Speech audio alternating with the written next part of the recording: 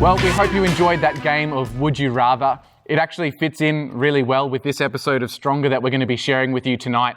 And I think it's really funny how quickly people can gather together with people that maybe they've never gathered together with. For example, all the pickle lovers, you gathered together with all the other people in the group who just love having pickles on your burgers. Shush, it's delicious. And all the people who are Pepsi haters.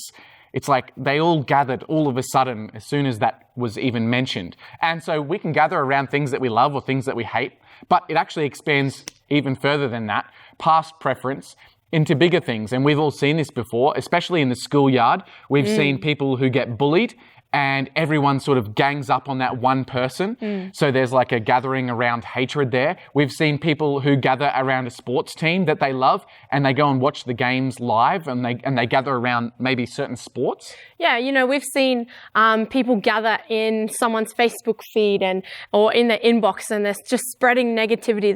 They're gathering upon that negativity. We've seen people gather and protest against governments about something that they feel really passionately about. Yeah. You know, we've seen Star Wars fans gather all dressed up and just waiting, hanging out for that midnight screening of that new release movie. And we've seen people gathering around a mission trip and going overseas and helping people in poverty. Yeah. And so let's pause the video here and let's talk about what are some things that you have gathered around with others that maybe you would have never normally gathered around them for. Yeah, it could be a good reason or a bad reason.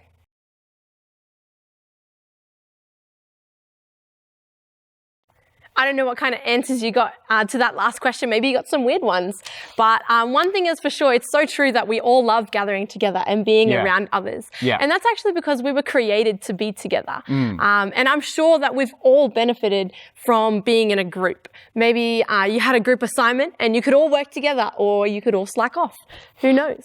Maybe you had a group detention and you ended up getting yourself a double detention because you were just in a group and you're having so much fun.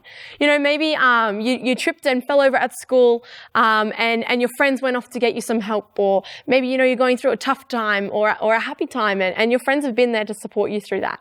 Yeah, we all know that our friends around us are there not just to have a laugh, but also they can be so beneficial to us in times of hurt, pain, failure, and struggle.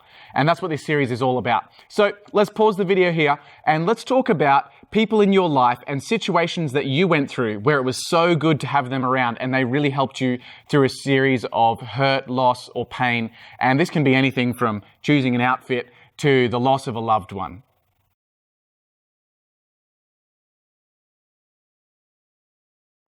So out of all of those answers, it's probably pretty obvious to see that when we go through hurt and pain in life, having people around us is so valuable. Last week, we talked about the fact that hurt and pain can come into our life and it's more important to trust God in who He is than looking for one sort of specific outcome. And this week, we want to let you know that when life doesn't go the way that you want it to, God actually gives us each other as a way to get through. So look around you in this room, the room that you're in. The people, the beautiful people around you, they're actually God's gift to you to help you through every situation in life. And that's what I love about this family, about the Thrive Tribe, is we're not just a bunch of people who are gathering together on a Friday night, but we're actually a family who can look out for each other and help each other. Yeah, we can find some really great advice in the Bible in a letter that a guy named Paul wrote. And sometimes when we read it, we can read it like it's addressed to just an individual. But Paul actually wrote this letter with the intention of it being read aloud to a group. And that's what we're going to do.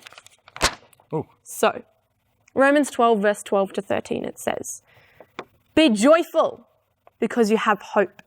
Be patient when troubles come and pray at all times. Share with God's people who need help and bring strangers in need into your homes."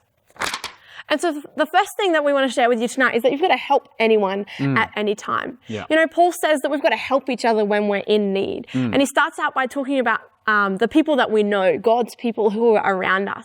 And then at the end of the verse, he talks about bringing strangers who are in need into our homes. And, you know, I think it's so true that it's so easy for us to be able to look out for our close friends, the people who are really close around us. It's so easy to look and see their needs. But I want us to pause the video here and let's discuss about how we feel like we go about noticing the needs of strangers. Yeah. So a few of us probably just admitted that we're no good at helping strangers who are in need. But Paul made a big deal out of this, that we were to help strangers. He didn't just limit it to the people around us.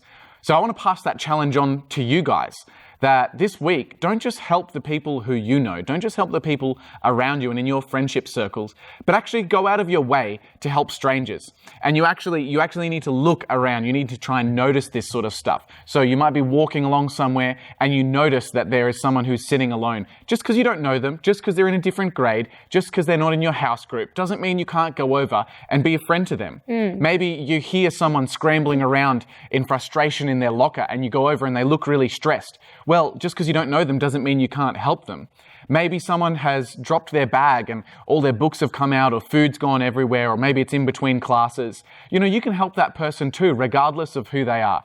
Or maybe you just walk into the toilets and you hear someone having a bit of a cry in the cubicle, or they just look really upset when you walk in. Man, don't just ignore that just because they're not your friend. Choose to help that person regardless of who they are. And I really want to encourage you guys, let's choose to help strangers this week. Yeah, I really find the second part of that verse so interesting. Paul says that we need to invite strangers in need into our home. And, normally we're dealing with strangers in public. And so to invite them into our home is kind of a bit of an abstract kind of thought. Sometimes we can get so busy and caught up in our own world that we can't even see people in need, let alone bring them into our home. I believe that there's no roster for helping people in need. And sometimes some of the reasons that we can say that we don't want to help people is because, we're too busy with our assignments. I've got to get this work done, or this Netflix series that I'm halfway through, I can't stop watching it. Or, maybe there's been a situation that's come up in your life and you're like, I just don't know if I have time. But Paul is encouraging us to bring people in need into our homes, to make time in our schedule for them. And yeah. So when do you help others? Let's pause the video and talk about it. Do you only help others when you can't avoid it and it's kind of pushed into your world? Do you try and avoid people? Maybe you try and avoid a text if you're busy. How do you go helping others when it's inconvenient for you?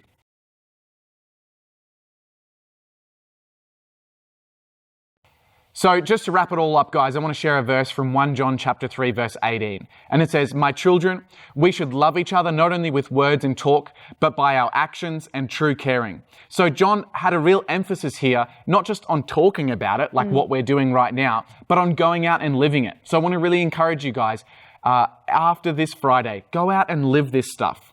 Yeah, what we have here at Thrive Youth is so very special. We not only have young people who care about each other, but we have so many leaders who are willing just to sit down and have a chat with you about what's going on in your life. And I actually want to pass that baton on to you. Let's go out this week and see not only our friends, but strangers who are in need. And let's not be afraid to sit down and have a chat with them. Yeah, and when we do this, we're going to be showing God's love to them. We're going to be we're going to be Jesus to them in their worlds where they're at. So 2 final questions to finish us off.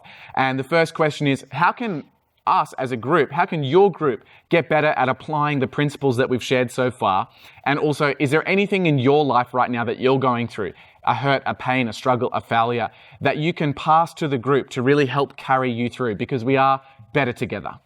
#ThriveTribe.